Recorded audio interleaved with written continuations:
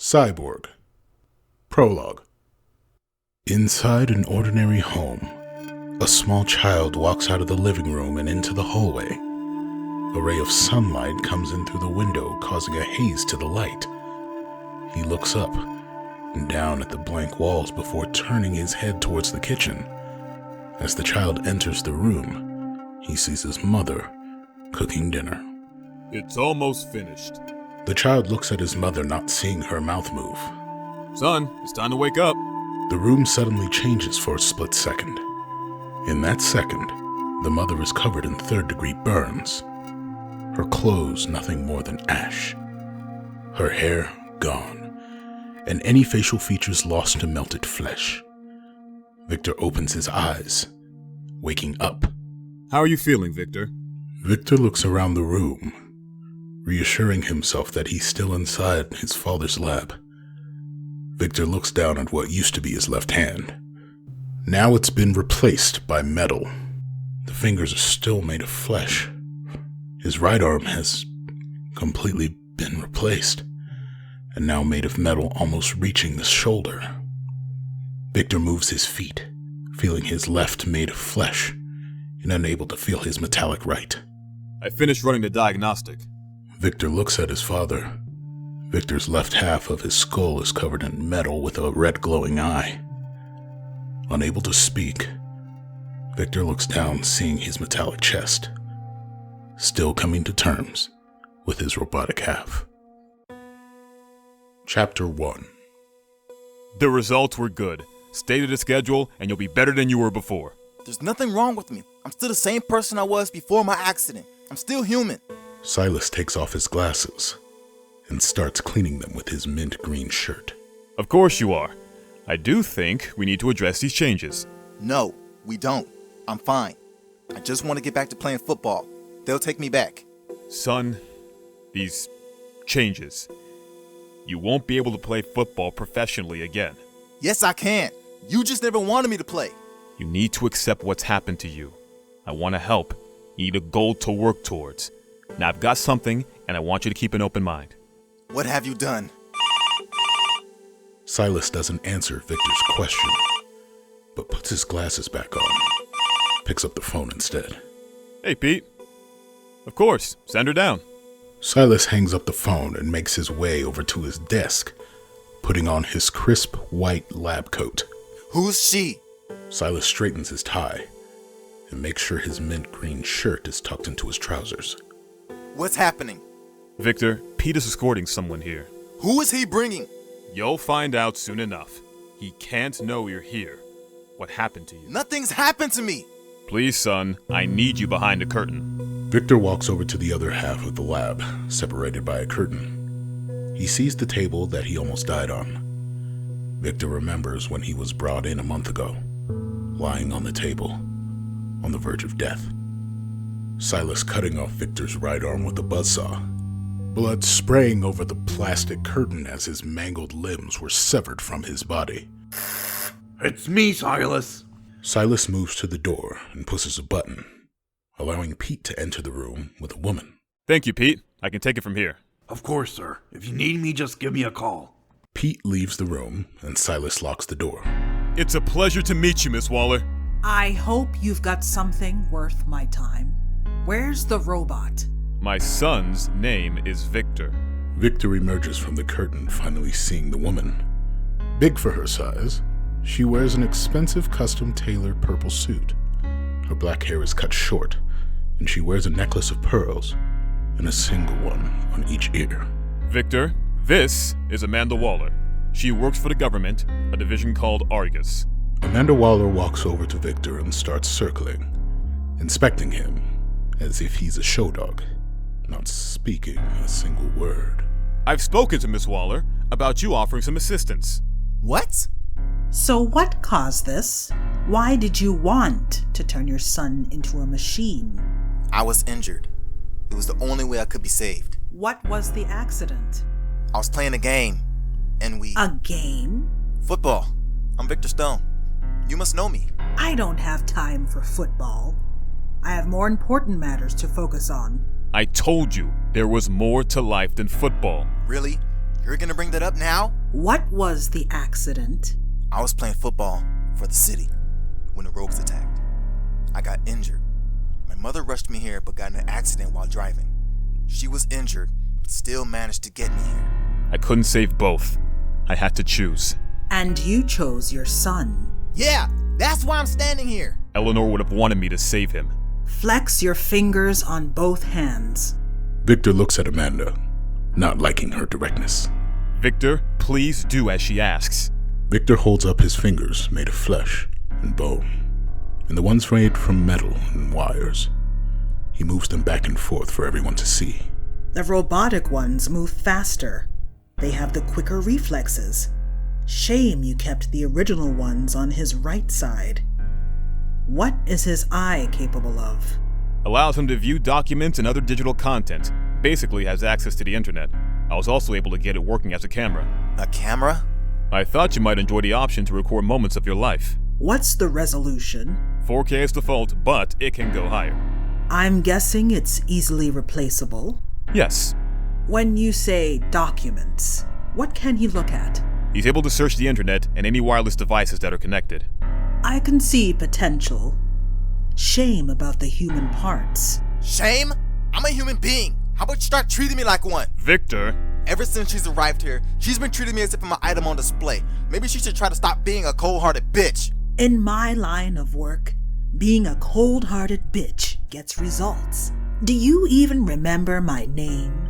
Or the division I'm in charge of? Your name is Amanda Waller, and you run Argus. I didn't search the internet. I got a good memory. Let's test out your robotic ear. Amanda Waller slowly walks over to Victor, a power play to show her authority. She gets close and leans to whisper into his robotic left ear. You don't have memories. You have programming. She leans back, revealing a cold smirk. In one swift movement, she turns around and makes her way over to the door. Thank you, Silas Stone. However, this isn't something Argus would be interested in. Too much emotion. I can make my own way out. Chapter 2. What was that, Victor? What? You heard how she was talking? How she was treating me? Was I just meant to lie down and take it? Yes, Victor. There are times in life when you can't just shout and get angry. Sometimes you have to do the things you don't want to do. This was one of those times. Amanda Waller could have helped you. Have you ever thought that I don't need help? Yes, you do. You need to accept that. Your football days are over. You need to find another purpose. I brought Amanda in to try and recruit you as a field agent. You could do some good in this world. I don't want to work for the government. I've got no interest in living your life. I'm really disappointed in you, Victor. To think we were just starting to get along. I'm going to go home. Silas slowly walks out of the room, leaving Victor to vent his anger, storming over to his mattress lying on the floor. Sure. Just go home. I wish I could go home, but I don't have one. I just have a mattress on a fucking floor. I really hate you, Dad. Trying to make me more like you. The son you always wanted. Victor lies down on the mattress and eventually falls asleep. While sleeping, Victor starts thrashing about, having a nightmare. On the cold metal table in the lab, Victor is strapped down. He still tries his best to thrash in agonizing pain, unable to move his right arm. Most of his vision is blurred, no sight from his left eye. As he looks around, he sees his right arm has been ripped to shreds. The flesh is torn, and the bone is exposed. Blood is slowly flowing from his wounds, creating a small pool on the floor. Silas looks down at Victor, while wearing a white apron stained in blood. In his hand is a buzzsaw. Stop fighting, Victor. You'll be better soon enough. Silas turns on the buzzsaw and begins cutting away at Victor's arm. Victor's eye bursts open. He looks around to see he's inside Silas's lab, but on the mattress and not the cold metal table. Sweat pouring off of his flesh, not wanting to go back to sleep, and risk revisiting his nightmare. Victor uses his cyborg half to remotely access Silas's computer. Okay, Dad. Let's see what secrets you have. Victor searches through his father's files, unable to find anything suspicious. Chapter 3. Inside Silas's lab, Victor runs on a treadmill while his father makes notes on a clipboard. Well, Victor, it's been a few weeks, but your anger management has hugely improved. Thanks. Dad, look, I've been thinking. What about? I've been following the routine for over a month now. I haven't been outside since the accident. Silas looks up from this clipboard, eyes focused on Victor. I want to go outside. I've been thinking about it and I want to help people. I can remotely scan the police scanners and see if any crimes happen. Absolutely not! What? I am not having my son become a vigilante working in the shadows. I want to help people. Be a hero. Vigilantes aren't heroes. They work outside the law. I want you working with the law. Who would you rather be, the Flash or the Batman? The Flash works with the police and is a hero. The Batman works outside the law, takes matters into his own hands. He's hunted by the police. Even the citizens have started to fear him. Is that what you want to become? One night. Let's just give it a try. No. Please, Dad. Let's discuss this. I'm not bargaining with you, Victor. Please, excuse me. Not wanting to argue with Victor, Silas leaves the room. Victor, using his machine half, remotely hacks into his father's computer. While searching the computer, Victor discovers old files have been recently saved, but no new files have been added. Nothing out of the ordinary. Victor begins to weigh his options. Screw it. Victor stands up and puts on a standard black hoodie to hide his robot parts. Victor walks towards the door to sneak outside.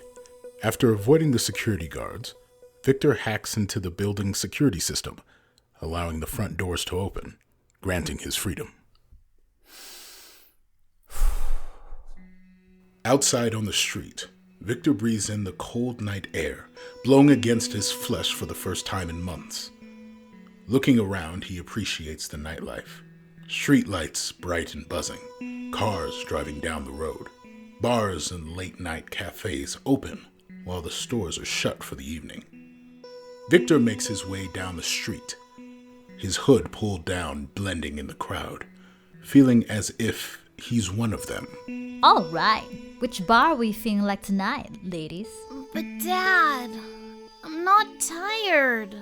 Come on, dude, we're running late. Taxi. The first place Victor chooses to stop by is the football stadium. With no game on, the place is closed, allowing Victor to walk around outside in peace. As he arrives at the entrance, he sees flowers up against the wall. As he gets closer, he sees two photos. The first being his mother. A smile breaks out on his face, seeing all tokens people have left. His smile instantly vanishes as he turns to the second photo, seeing himself, fully human, smiling back. They think I'm dead? It's a real shame. Huh? Next to Victor stands another young man wearing a hoodie branded with Central City's football team. He puts fresh flowers down and stands back up. Focused on the monument, he pays little attention to Victor. Victor Stone. I swear, as soon as he came onto the team, I honestly thought we would win. Even placed a massive bet. Not gonna win now that he's gone. Was he really that good? Hell yeah! Victor Stone, the man with a cannon for an arm. Every time he scored a touchdown. Victory! Victory! Man, the crowd went nuts. What happened to him? Died a few months ago. When the Rogues tried holding up the stadium, I was in the crowd. Still remember it. How did he die? Injured from a stray fireball by tar pit. Died on his way to the hospital, same as his mother. I feel sorry for his father. I heard he was a dick. Even if he was, he lost his wife and child that night. From what I've heard, he spends all his time at work. I can't blame him. I want to keep my mind busy if I were him. I wonder if he's trying to build a robot to replace him. Build a robot? Apparently, he's some genius at Star Labs. You seem to know a lot about him. I've read a few articles about him, just after their deaths. Website's called Central City Spotlight. Articles, blogs, even some videos. The girl's cute. Victor uses his cyborg half to search for the website, finding a video on his death. Today we have gotten some really sad news. Football star Victor Stone and his mother Eleanor died in a car crash yesterday. Victor was rushing his mother to the hospital. She was injured when the rogues attacked the stadium. She was not a fan of football, but she never missed a game, claiming she loved to watch her son play. A loving mother, Eleanor Stone. Victor pauses the video as an image of his mother appears. He uses his good hand to wipe tears away from his eye. I need to get going. It was good talking to you. Victor turns around and walks away. Yeah, likewise. Hey, what's your name? Marv. After a while of walking, Victor stops outside an electronics store. The store is closed, but the TVs in the window are showing the news. Welcome to Two Sides of the Coin. Another day, another rogue. The Flash hero of Central City has captured the top and center of Iron Heights. Most would think this is good news. But what's on the other side of the coin? With the Flash protecting Central City, what are the police doing? Who really is the Flash? A police officer walking up the street sees a teenager with his hood pulled over his face, looking in the window of an electronics store. Hey, it's closed. Yep. Sorry, officer. Not wanting to be seen, Victor quickly tries walking away. Hey, I never said I was done with you. Victor freezes in place with his back to the officer. I know you're kind. What kind are you talking about? Why work for something when you can just steal it? Aw, come on, man. I was just watching the news. Really? Someone at your age watching the news. Turn around and pull down the hood. Unable to show his face, Victor takes his only option. He starts running. Hey, stop him! Victor is able to run much faster than the officer. As he's sprinting, he looks down at his legs and smiles. Knowing he can go faster, Victor starts to push himself. Come on, man. Try and keep up. Before long, he's out of sight from the officer and turns into an alley. I'm fast. Okay, maybe not as fast as the Flash, but more than I once was. The news! Victor remotely searches the news stations, finding the channel he was recently watching. With more rogues behind bars, we just had to ask how many are left. Will they commit more crimes, or will they go into hiding? What other stuff can I access? Victor starts searching across the country for other news stations. Soon he discovers a broadcast about to hijack all other channels inside Gotham City. 5, 4, 3, 2, 1. And the show begins, ladies and gentlemen. Watching the footage remotely, Victor sees everything that unfolds. The Joker walks away from the camera, showing off more of the room behind him. Dressed in his classic purple suit and painted face with a dreaded red smile. He stands inside a basic warehouse. Behind the Joker are two people, both tied to chairs. The first being a woman with fresh tears flowing down her face. Ooh, wipe away those tears. Come here. Let me put a smile on that face. The Joker lifts up her face and kisses her on the lips. Mwah! Who knows? After tonight you may get to call me Daddy.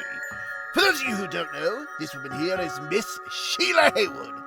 Next to her, well, from his clothes, you can already tell who he is. The young teenage boy is wearing a Robin costume.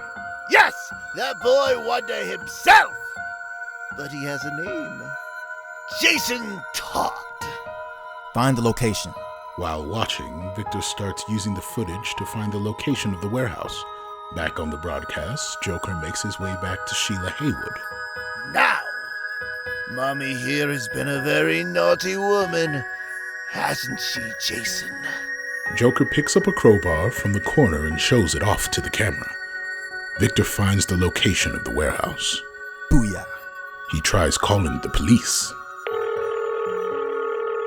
Due to a high number of calls, you are currently on hold. We'll try to get to you once an operator becomes free. For fuck's sake.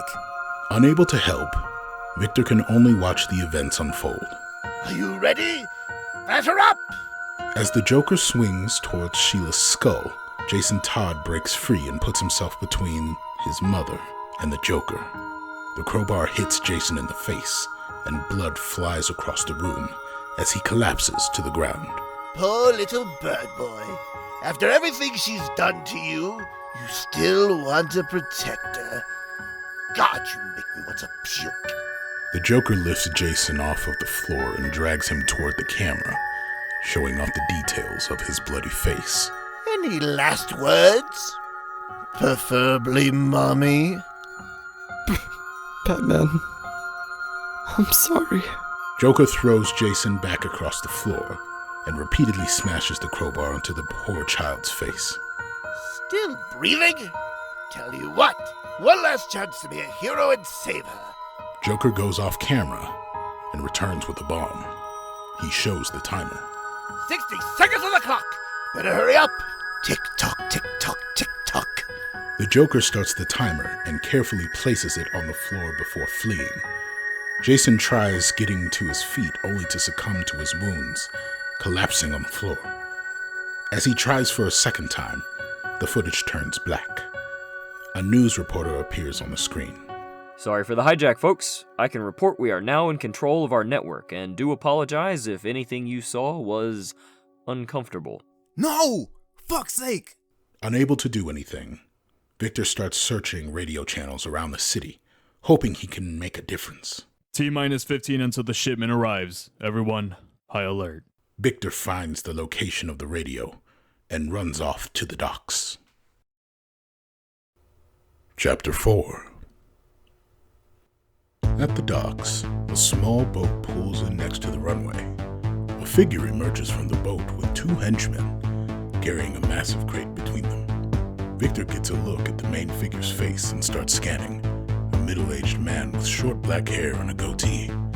He walks up to the buyer and starts the transaction. Victor stands on top of a cargo container in the shadows, waiting for the deal to be made. I hope you enjoy your guns. I hope you enjoy your cash. Oh, I intend to. Suddenly, Victor gets a face match. The profile of the figure pops up, and Victor starts searching the profile. Remember the Army links to Australian Secret Intelligence Service? Wanted all over the world? Who the hell is this guy? Victor looks at the name on the file. Slade Wilson. Come on, boys. Back to base. No, you're not. Victor starts remotely hacking. Slade looks at his phone to see a message. Transaction canceled. Just outside the docks, two teenagers walk towards the cargo containers, one of them wearing a flash shirt under his unzipped hoodie, the other carrying a joint in his lips while playing with a lighter in his hand. Are you sure this is the best place to go? I'm telling you, man, best place to go, quiet, no one nearby. Just spending the time watching the waves. Hey, I want my money. Did you hear that? Come on, let's get a view. You have your money. What? Why would we do that? If trouble is going down in Central City, the Flash might turn up. We might meet him. Let's go! The two teenagers make their way towards Slade's voice. They peek over cargo crates, getting a good view. Slade has made his way back to the buyer, holding his phone out. It says you cancelled the transaction. I want my money back. I did not cancel the transaction. Look!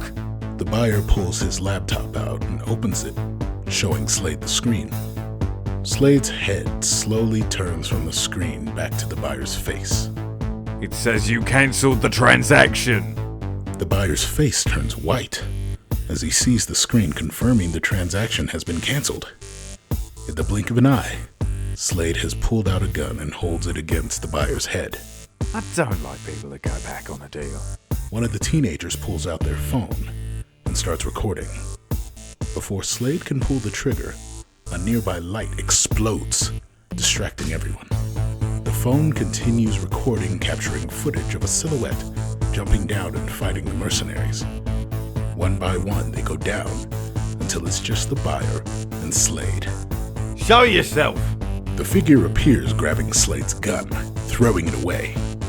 Hidden by the shadows, the figure is still unrecognizable. Only brave enough to take me on when I don't have a gun. I don't want you killing anyone. And I need a gun to do that. Assumption is the mother of all failures. Slade pulls out a knife, throwing it towards the buyer. Victor's robotic arm manages to catch it inches away from the man's face. As he looks at the buyer, he realizes a second knife has stabbed him directly in the center of his heart. As Victor turns back, Slade is nowhere to be seen. No! Victor grabs the buyer and slowly lowers him into the ground. Stay with me. Everything's going to be fine. Before Victor can finish, the man dies in his arms. I think we need to get out of here. Upon hearing the voice, Victor turns and marches towards the teenagers. They manage to put their phone away. As Victor gets close, the teenagers see his robotic face. What the fuck happened to you? We don't mean any harm. We're not part of them. Yeah, we were hoping to see the Flash, but we got you instead. Victor sees the weed still in the teenager's mouth. He slowly leans forward and uses his robotic hand to crush it. You shouldn't smoke that stuff. You'll see weird shit. Victor retreats into the shadows before sprinting off, away from the scene. Inside a 911 emergency call center, a tired woman receives a new call. Hello, 911. What's your emergency? Central City Docks. Slade Wilson was selling guns. He killed a man. The body is still there. Hold on. What's your name? How do you know about this? Hello? The woman looks down at the landline to call back the number, only to see it blank. Chapter 5. What the hell are you thinking, Victor? Inside Silas's lab, Victor has returned back where Silas was waiting for him. A news report opened on his computer. I was trying. Someone saw you. They recorded you. You're all over the news. The footage was taken from a distance. You can't even see my face. That's not the point. Have you seen what they're saying about you?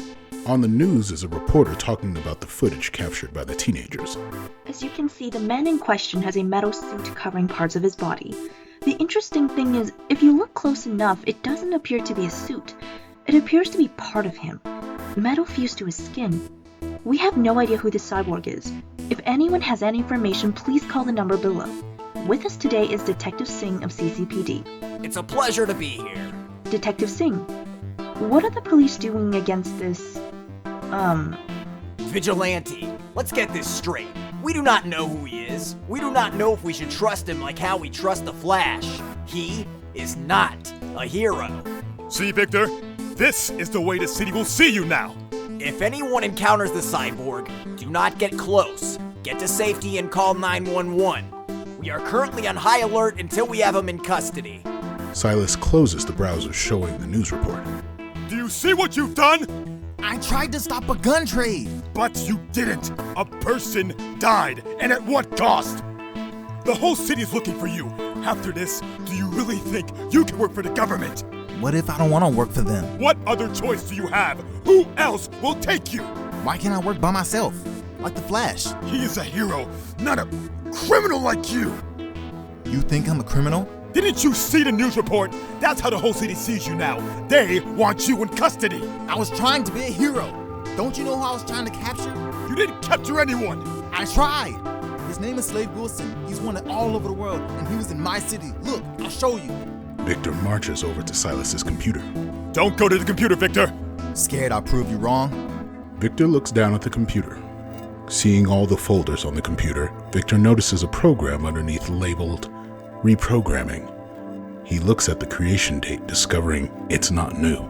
It was created months ago. What's this? What are you talking about, Victor? This file. It's called Reprogramming. Victor! This is for me, isn't it?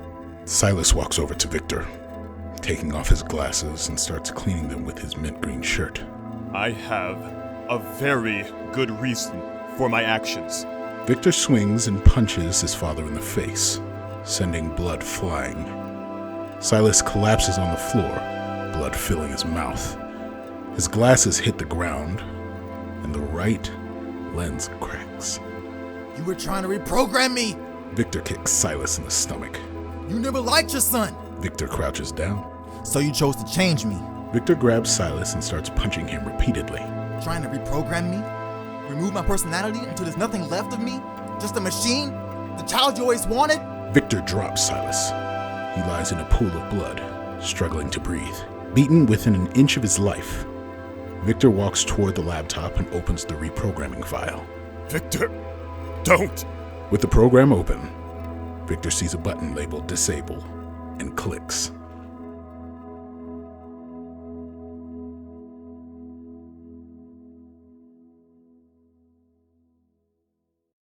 Chapter 6. Inside an ordinary home, a small child walks out of the living room and into the hallway. He looks up and down at the blank walls before turning his head towards the kitchen. As the child enters the kitchen, he sees his mother cooking dinner. As the child looks up, the environment changes. His mother is now in a stained lab coat. Instead of cooking dinner, she's mixing chemicals over a Bunsen burner. She pours purple liquid into a beaker filled with orange liquid. The fluids start blending together, becoming a dark pink. The child, Victor, has an IV drip attached to him. He turns around, seeing his father, Silas, watching him. Looks like someone can walk. That serum worked. It's time for a second dose. The environment stays the same with a few exceptions. It is many years later. The night the rogues attack the football game, Victor bursts into the room, carrying his mother's body. Still breathing, but covered in blood. Oh God, what happened? The damn football game that you missed! You got attacked by the damn rogues! Come on, put her on the table! Silas clears the table as Victor places his unconscious mother on it. Silas starts inspecting the wounds. I should be able to heal her. I need to get some supplies. Silas makes his way to the door. What do you need me to do? Nothing. Nothing? I can help! I think you've done enough. Silas leaves the room and closes the door. Done enough? Done enough? This wasn't my fault, asshole! In his fit of rage, Victor swings his arms, sending a bunch of his father's chemicals flying.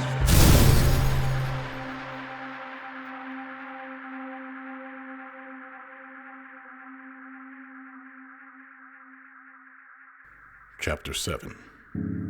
Victor wakes up on the cold floor. He looks around the room trying to get a grip on reality. Near him is his father, covered in blood, within an inch of his life. Dad? Victor drags himself over to his father, both men on the floor. Victor holds his father in his arms. Wake up, Dad. Please wake up. I'm sorry. No, I'm sorry. I didn't want you to know the truth. I wanted to protect you. Why? You're my son. Dad. I think you need time to discover who you want to be. No more pressure for me. But the whole city's looking for me. There's a whole wide world out there, Victor. I think it's time it gets to meet my son. I've got something for you. I've been working on an AI to help monitor your health and progress. I've called it Grid. I swear, it's not a way for me to control. Don't worry, Dad. I trust you.